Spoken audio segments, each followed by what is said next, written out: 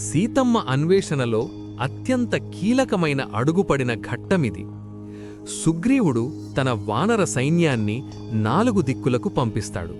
అయితే రావణుడు సీతమ్మను దక్షిణం వైపు తీసుకెళ్లాడన్న జటాయువు మాటను నమ్మి అత్యంత సమర్థులైన హనుమంతుడు, అంగదుడు, జాంబవంతులను దక్షిణ దిశకు పంపిస్తాడు.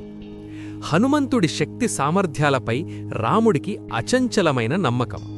అందుకే హనుమంతుణ్ణి పిలిచి, హనుమా, ఒకవేళ నీవు సీతను కలిస్తే నేను పంపిన దూతవని ఆమె నమ్మడానికి నా పేరు చెక్కబడిన ఈ ముద్రికను అంటే ఉంగరాన్ని ఆమెకు ఇవ్వు అని తన ఉంగరాన్ని అందిస్తాడు. తన క్షేమ సమాచారాన్ని, తన విరహ వేదనను సీతమ్మకు వివరించమని కోరుతాడు. నెల రోజుల గడువు ముగిసినా సీతమ్మ జాడ దొరకదు.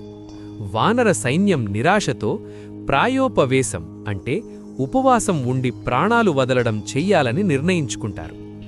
అప్పుడు వారికి సంపాతి అంటే జటాయువు అన్న కనిపిస్తాడు.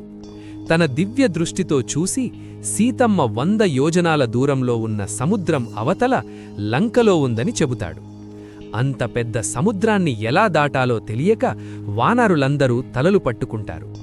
అంగదుడు, జాంబవంతుడు తమ పరిమితులను వివరిస్తారు. అప్పుడు జాంబవంతుడు మౌనంగా కూర్చున్న హనుమంతుడి వద్దకు వెళ్ళి అతని పుట్టుక వెనుక ఉన్న రహస్యాన్ని, అతనికి ఉన్న అపరిమితమైన శక్తులను గుర్తుచేస్తాడు. నెక్స్ట్ ఎపిసోడ్ కోసం ఇప్పుడే సబ్స్క్రైబ్ చేయండి. జై శ్రీరామ్.